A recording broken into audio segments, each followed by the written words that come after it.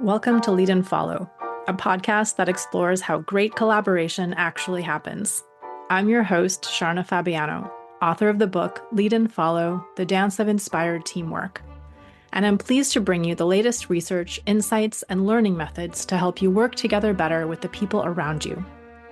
I help founders, solopreneurs, and new leaders become great at collaborating because I've seen how much more becomes possible when people integrate their ideas, perspectives, and strengths in a practical way. To learn more about coaching with me and for a one-time discount on your first session, go to sharnafabiano.com/coaching and enter the promo code podcast. The link is in the show notes. And now, here's the episode. Today I'm speaking with Kelsey Kato. Kelsey is a puppeteer and educator based in Los Angeles. He primarily works at Noah's Ark, an ongoing children's exhibition at the Skirball Cultural Center, where he performs and develops programming for young audiences. Additionally, he works with Rogue Artists Ensemble, a Los Angeles theater company that develops original, immersive, multi-dimensional experiences that celebrate the complexity and diversity of Los Angeles. This year with Rogue, he has been involved with 3 staged readings of new plays, as well as a 48-hour immersive theater project. He's also an active board member of the Los Angeles Guild of Puppetry. Kelsey, welcome to the podcast. Hi, Sharna. Thank you so much for having me today.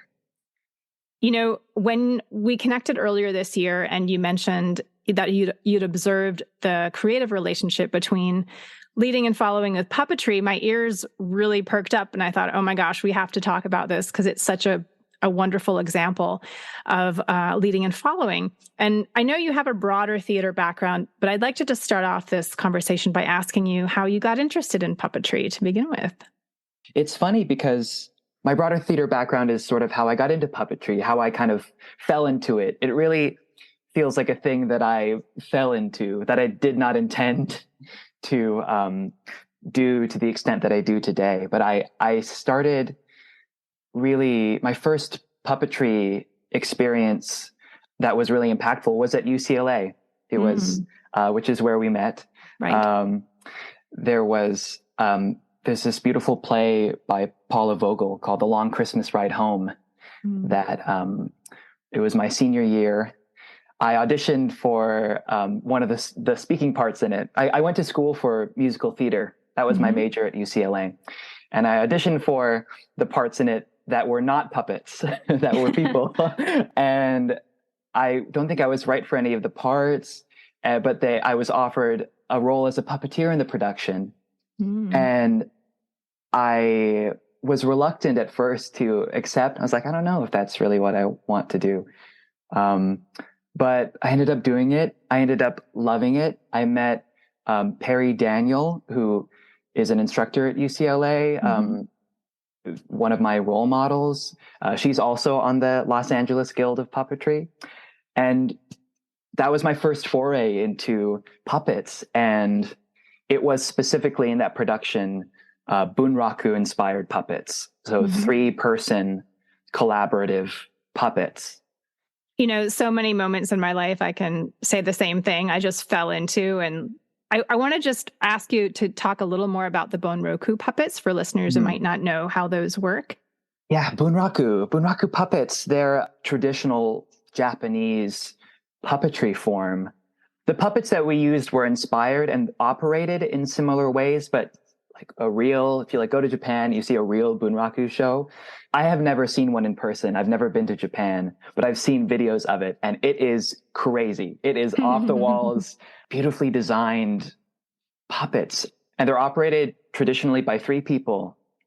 The person who is kind of the head puppeteer operates the head of the puppet and the right hand, and the sort of second in command operates the left arm, the left hand, the left arm. And then the third in command, who's following the other 2, does the feet. The feet can look a little bit different. I watched a Bunraku video once where the person who does the feet is just doing some interesting things with their hands to create the illusion of knees in a kimono. There's a lot of different technicalities and riffs on design and operation style within Bunraku, But that's mainly what Bunraku is. It's three people bringing one character to life. Beautiful. I can already see how the leading and following might start to play out there between, among those three people. You said that you kind of fell into puppetry and then really loved it. I wonder what it was about that first experience that captivated you so much. It's really freeing. It's really freeing. And I think about it a lot too, whenever I do work these days that involves puppets, freeing in a way that acting with words, acting with text hasn't been lately for me. Freeing in that it's inherently very generous. The goal of it being endowing this other object with a life, with a gesture, with an energy. It allows me to step outside of myself a little bit and to really just freely express story without thinking about modulating myself or creating some sort of mask for myself, because the mask already exists and that's the vehicle for the story. It's just fun. It's just a blast. Yeah, beautiful. I think, listeners can probably hear in your voice, the joy in it, right? And the enthusiasm makes me want to go see a puppet show, obviously. So talk to me a little about the puppetry you do now. I'm making an assumption, but tell me if I'm wrong, that it's not only Bunraku that you do now, you do kind of different kinds of puppetry. So talk to me a little about your more recent experience. Yes. So the puppetry that I typically engage in these days, you could say is cut from the same cloth as Bunraku. Okay. It's kinetic puppetry or physical puppetry. There's probably better technical words for the kind of puppets that I use. Yeah. I mean, my understanding of puppetry is like my Kermit the Frog hand puppet, from my childhood. That's sort of the extent of my experience. Yeah. So the puppets that I work with are either in the context of the Skirball Cultural Center at Noah's Ark, which has many different beautiful animal puppets that are designed by Chris Green, who is a kinetic artist who did a lot of the design for the Noah's Ark exhibit as a whole. Or with Rogue Artists Ensemble, which is just an amazing theater company in Los Angeles that I've had some amazing experiences with, that is occupied by brilliant theater practitioners and puppeteers and people who are interested in telling important stories, unique stories, impossible stories is part of their artistic vision. Good. Well, if you're in LA or if you're passing through, we'll put those in the show notes so you can check them out. Let's talk a little about the experience of operating a puppet with more than one person. I can kind of, in my imagination, I'm starting to see it kind of like a dance, where you have, the head and one arm and the feet. But tell me a little about your experience of what leadership is like and what followership is like when you're in that role, or when you're either rehearsing or performing, a puppet with other people. In the experiences that I've had where there is a puppet that requires multiple people, there's almost always a director in the room who is observing, who is giving direction. So that's one layer, is there's an observer. It's also nice to have a mirror, but there isn't always a mirror. And then it's agreed at the beginning of the process, before picking up the puppet, who will be the head of the puppet, if the puppet has a head, or who will sort of be the person leading the puppet's movement. I think a really good example to talk about that I feel like leading and following is especially relevant to is the flamingo, the flamingo puppet. There's a beautiful, beautiful flamingo puppet at Noah's Ark that is a 2-person puppet, and one puppeteer holds the head. The head is this sculpted wood flamingo head, and then there's a neck, which is a whole bunch of spools of thread linked together by beads. The puppets at Noah's Ark, incidentally, are made with found objects. Wow, so, beautiful. Which is interesting. So the neck is thread, the body is a pink handbag. So the leader holds the head and holds the pink handbag and sets sort of the level of the puppet, the height, and also leads by extending the head controlling eye focus. Where's the puppet looking? Maybe where the direction that the puppet will be going. And then the second puppeteer operates the feet, which are fly swatters. Fly swatters. If you can imagine, like, it's awesome. It's so cool. 2 bamboo sticks with a hinge, and connected to the bottom stick is a control rod. And so the leg puppeteer is behind the flamingo and sort of lifts the feet back. Nice. And might help to create a walk or help to create breath by creating a bend in the knees. To sort of return to the initial question, breath is always the first step.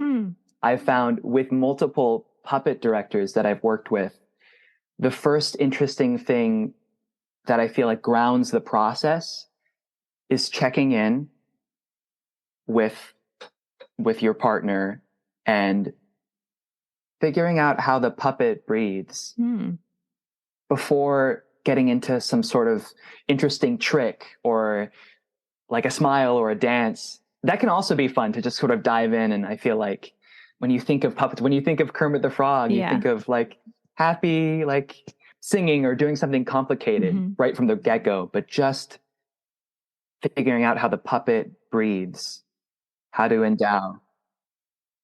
I find what you're saying super fascinating about this, starting with the breath as a foundation, because as I work with teams and organizations, I find, just like I did with dance, that there's an order, there's a kind of progression to learning to work together, not just once, but kind of over and over again.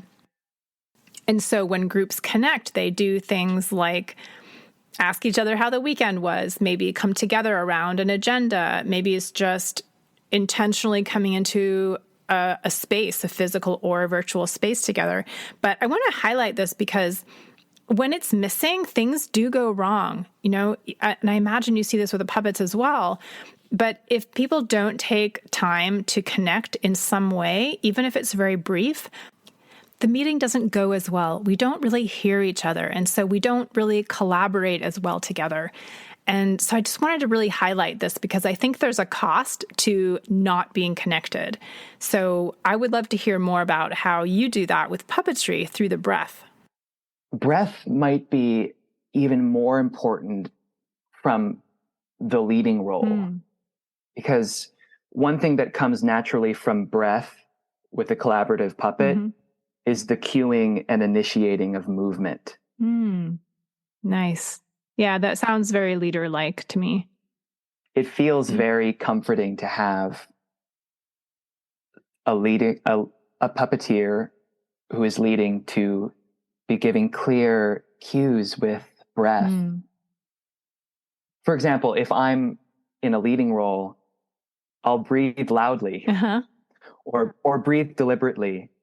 And that allows me to keep my eyes on the puppet and focus on where the puppet is looking, but still be checking in with my partner to still make sure we're on the same page. And if I'm following, I'll be listening for breath and thinking about supporting, especially with feet.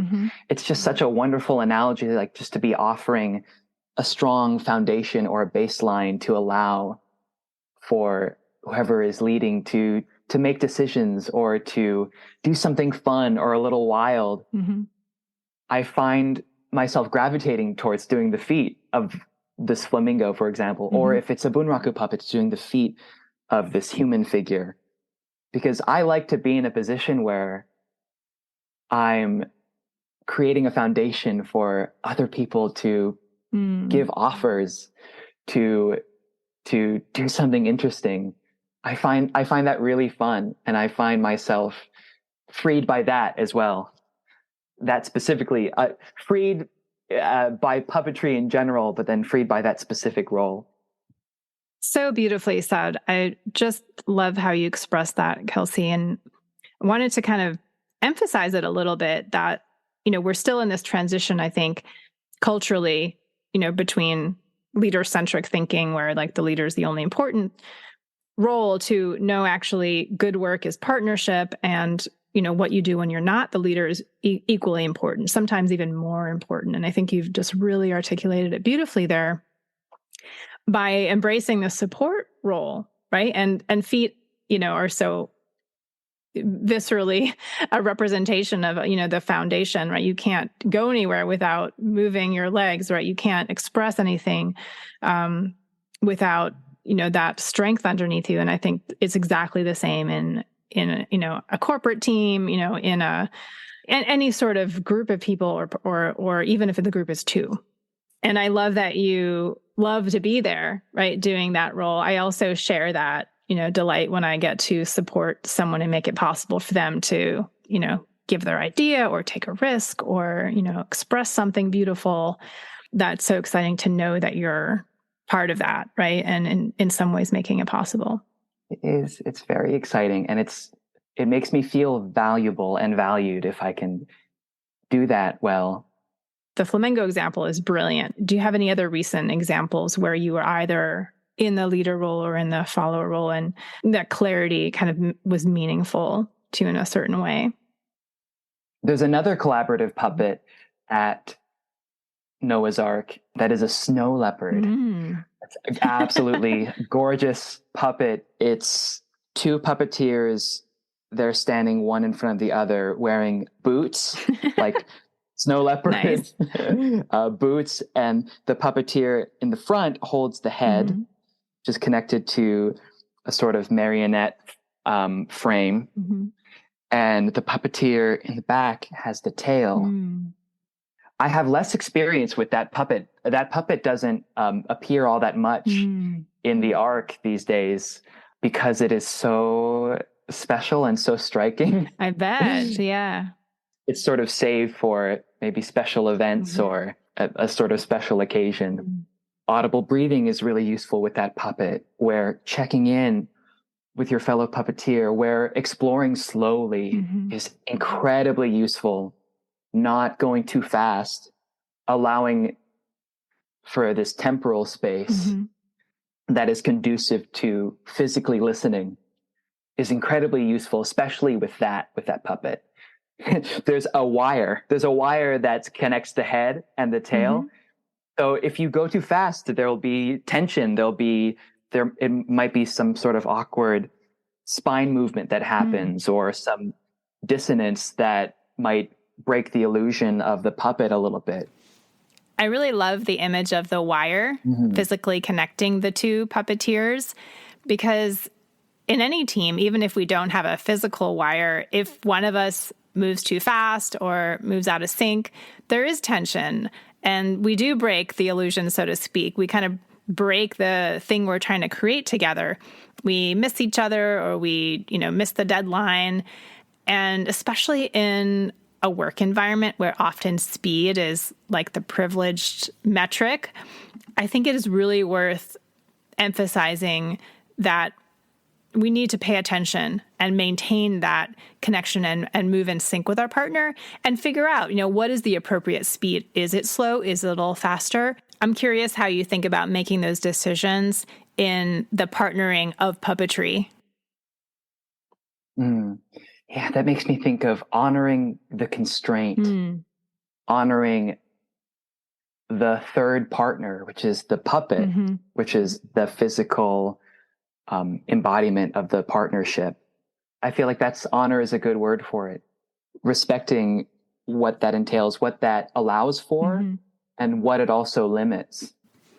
Yes, really important note. Because no matter what we're doing, ultimately, there are a set of constraints that are part of what's bringing us together and also informing the choices that we're making, whether we're in a leadership or in a followership role. So I would love to switch gears a little and talk about your roles as an educator and guide at the Skirball. You happen to work with young visitors, right, children. And I wonder about your role as a guide/leader, right, when you have following partners that are quite young, or how you see your role as a guide in that environment. One of the offerings that we have for our young visitors is gallery happenings, like bringing a puppet through, having a flamingo interact with a young visitor. And the flamingo is very mischievous. The flamingo steals people's things. So lots of giggle fodder, lots of delightful interactions while a visitor is visiting the gallery during its hours of operation. But another thing that I do there is I lead school tours. So I'll just be me, puppet aside, Right.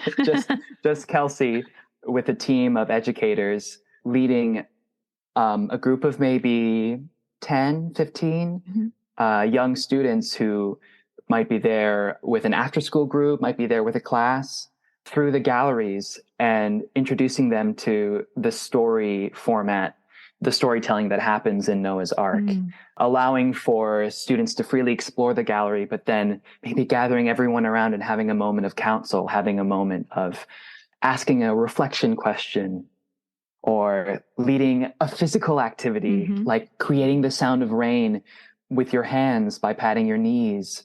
Or maybe one of the things that I find fun is there's a transition moment where I might be leading a student group from the storm room into the Ark. I'll say, everyone shake off the rainwater.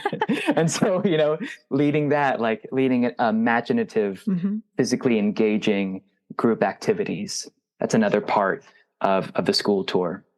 It sounds like that role, like if we're going to call the guide a leader, is the kind of leader that's really designing and directing for participation, right? So in other words, like there's a lot of ways you can be a leader, a lot of ways you can be a follower, but like you want your followers to be not only engaged, but participating, right? And so that, I imagine that influences how you decide to lead them or talk to them. It is. It's very much geared towards inviting young learners to feel like they are helping to tell the story, that they are bringing their own experiences to the collective experience, to not necessarily be leading a tour by saying, so here's the storm room. This is our lightning. These are our storm clouds. This is our rain. If you crank this wheel, then this happens. But inviting exploration rather, inviting imagination, inviting play rather than intensely directing play. That's what is hoped to be achieved by the school tours and also by the exhibit as a whole. I love that you use the word inviting. That's a word I also borrow a lot from partner dance as a leader action, right? And I like it also in place of telling, right? Which, sometimes in some contexts, if you're the leader, you want to tell people things. I get that. But in this situation, and I think in a lot of collaborative situations, what we want instead is to invite, either with a question or a proposal or a, hey, let's try this, or modeling. So there are a lot of ways to invite. And I think that word is super powerful, right? I think words in general are powerful, but when you put yourself in the mind of, okay, my job here is to invite, what am I inviting, first of all? And then how do I invite in a way that's going to be appealing and serve this particular audience or bring joy or whatever it is I want? I think that just leads to a lot of different kinds of creative options. I absolutely agree. It also allows for no. I think that's key. Really powerful too. Yeah. It's so key. It allows for no. It allows for kids to work on what they want to work on, to interact with the exhibit or a part of the exhibit the way that they want to have ownership over that, to invite ownership, and to not force ownership or to not force an experience upon someone. That you can invite someone to interact with a certain part of the exhibit. When guests are welcomed into the exhibit during regular hours, one of the things that I find helpful is I say, today you might help to build the Ark. You might help the animals on board. You might help to tell the story just by being an observer. by looking at things closely and by pointing things out, you might see a rainbow at the end of the journey, or you might climb on something, Very powerful. Again, like just the phrasing and the perspective of that, right? And I just think you cannot emphasize enough this allowing for no. And I love how you even said that there's a moment for everything, right? There's a fire, get out of the room, right? Then you're ordering commands. But in a situation where you want to work together, you want to make something together, whether it's an experience or a project or a product, this idea of this might happen, the giving the kind of opening up the possibility, and then then the follower. I mean, I can just sort of put myself in the position there of being your follower on this tour and thinking, oh, that might happen. That means other things might happen too. It starts my own imagination going. And then there's freedom in that, and there's choice in that. And I think that's ultimately what we want everyone on a team to be feeling, right? No matter what the team is gathered around. That's beautifully said. I absolutely agree. I love the idea of layering on new possibilities that come from new possibilities, that it's that imagination happens like dominoes. Yes. Rather than just thinking, right, I'm going to imagine right. today. It's imagination is not a monolithic thing. It's like when you become open to one thing and one possibility, that one possibility can lead to a number of other possibilities. I can't help but wonder if that resembles how a young person experiences the exhibit. That one invitation saying, what if this flamingo is flying to safety? There's a huge storm. And just that little seed allows for a journey that you enter another room and, oh, maybe this elephant is also heading to safety, or maybe this elephant is afraid, or how about all these birds, that it can cascade in that way. Mm-hmm. Yeah. What I also love about this approach to leading is that there's a really wide spectrum of what followership can be. And that's something that interests me, just in this podcast generally, and in the exploration of followership as a discipline it's not one thing, right? It's just like leadership isn't one thing. It's contextual, and we get to choose, every one of us, how we're following and at what level, is right for us to follow. And that too is an important choice, right? That we all make. Yeah. I love that so much. Having the choice to follow in the way that makes sense to you, I think, is really powerful. And I think is why spaces like Noah's Ark are important, because I do think it's a style of leadership and followership that is different than what you might think of with a classroom. It's not a classroom. It's a play space. It is a space of learning, though, learning how to honor other people's experiences and to see what comes from that openness. With the Noah's Ark story that is being told at the Skirball, one of the themes is working together, is building community, is taking the story about a storm and an ark and a rainbow at the end of the journey and digging into it and looking at it from a framework of these animals are working together to survive hardship, or to build community, to help each other. And what does that look like? It's a pretty important question right now, I think, actually. Maybe it's always an important question. What is it like to choose to work together to overcome hardship? Like, what does that look like? And I think a kind of openness to how we lead and follow each other has got to be important there, right? It can't be just one fixed definition. This is what it looks like. There's got to be some freedom there, because hardship isn't intrinsically a kind of constantly changing scenario that we need to react to. I think so. So, Kelsey, I have loved learning from you about your experience with puppetry and and with the children at the Skirball. I wonder if anything else is kind of bubbling up to your mind right now, anything you want to leave listeners with, any insights you've had about leading and following that are kind of standing out to you right now. Many things are bubbling up. It's been such a blast to talk about this thing that I'm still very much a beginner at.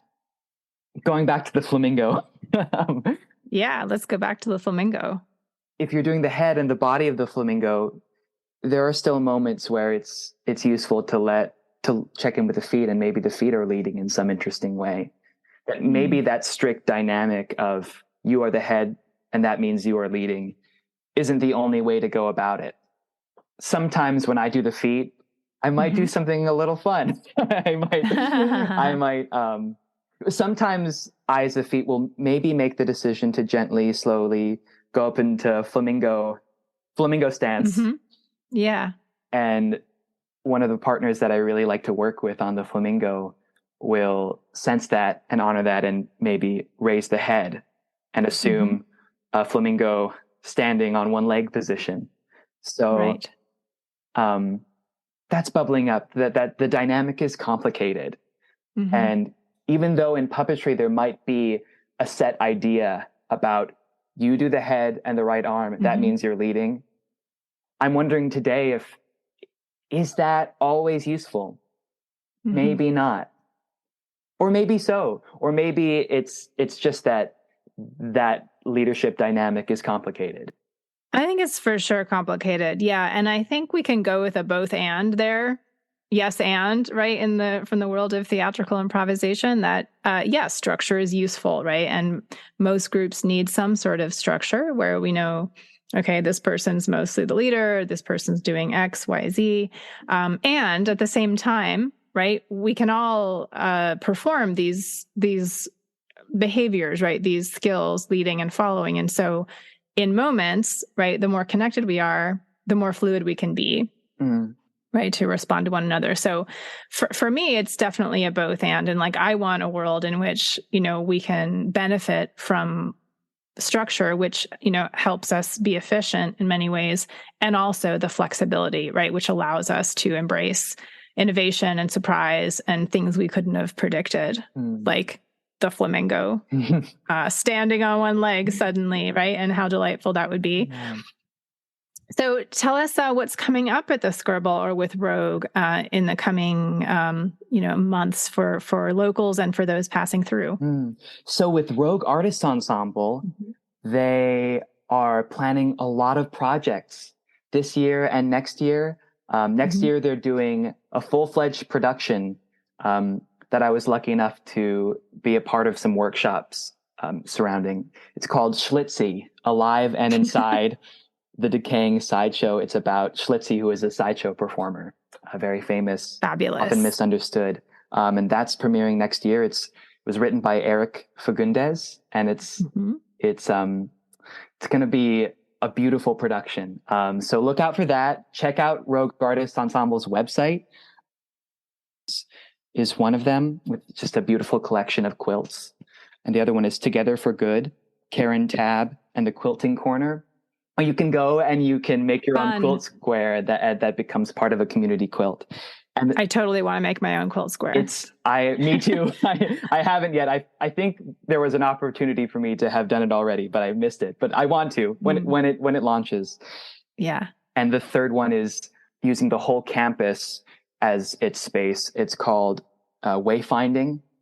This is the last venue for its nationwide tour. It's by artist Chloe Bass, and it's many beautiful signs that have questions on them or little seeds of thought sprinkled around campus. So it's also an exciting way to, if you've never visited the Skirball, to explore the campus and look around. Yeah, absolutely. Well, thank you so much. We'll put all those in the show notes. Please check in there. And thank you once again, Kelsey, for a wonderful conversation, very inspiring. And I look forward to seeing your work in the coming months and years. Thank you so much for having me again, Sharna. What a blast. What an honor. Truly. Thank you. You have been listening to the Lead and Follow podcast. Special thanks to Glover Gill for composing our music. And a huge thank you to all of you who support the show. It really means a lot. If you enjoyed this episode, please share it with a friend or consider joining the Lead and Follow fan club for as little as $3 a month. There's a link at the bottom of the show notes.